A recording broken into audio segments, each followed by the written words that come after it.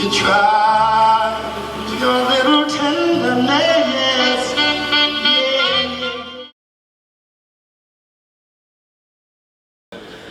L'organisation sportive, elle est construite sur la ségrégation.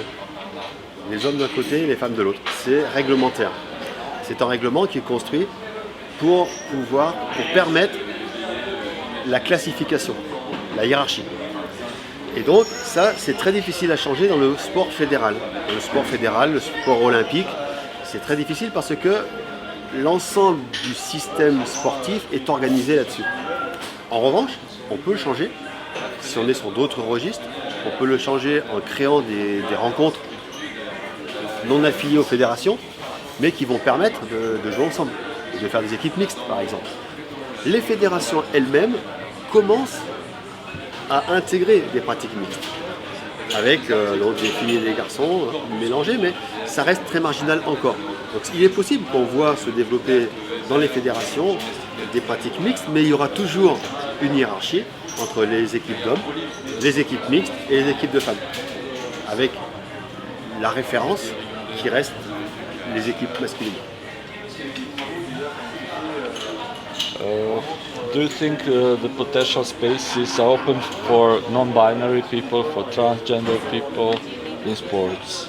Alors là aussi, c'est la même réponse que je ferai. C'est très difficile dans le cadre du sport fédéral parce que les règlements l'interdisent et de façon très stricte.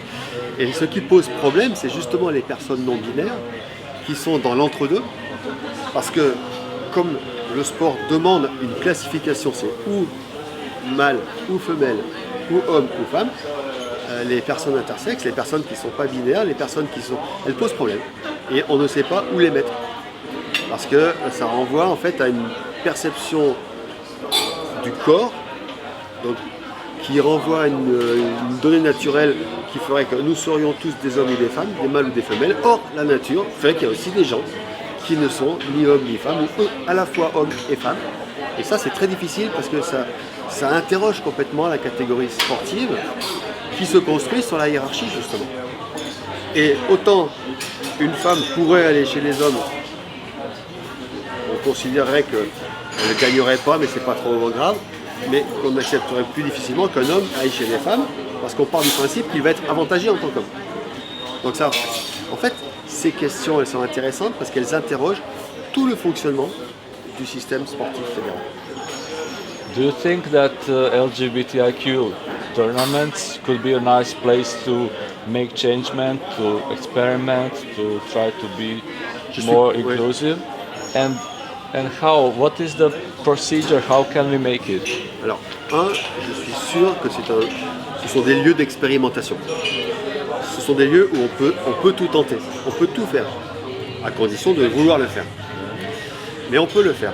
Donc ce sont des lieux où on a pu expérimenter, par exemple des pratiques mixtes, ou des pratiques avec des danseurs de même sexe, ou des équipes de natation synchronisées d'hommes. Donc on peut l'expérimenter. On a fait au Gay Games de la lutte avec des femmes avant que la Fédération internationale de lutte autorise les femmes de la lutte. Donc on peut le faire, c'est possible.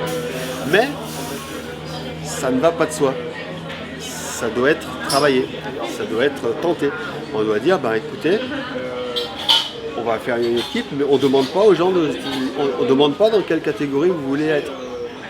C'est compliqué, parce que autant il y a des gens que ça ne dérange pas de changer, d'expérimenter, autant il y en a un certain nombre qui aiment bien que les choses soient cadrées, y compris dans la communauté LGBTQI, qui aiment bien aussi, il y a des gens qui sont chacun à sa place.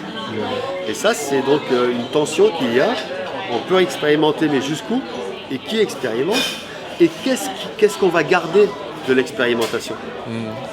Parce qu'il peut y avoir des expérimentations qui sont très intéressantes parce qu'elles permettent à tout le monde de jouer ensemble, mais qui vont poser des problèmes à celles et à ceux qui voudraient bien qu'on reprenne quand même savoir qui c'est les meilleurs. Et donc c'est un travail de discussion constante.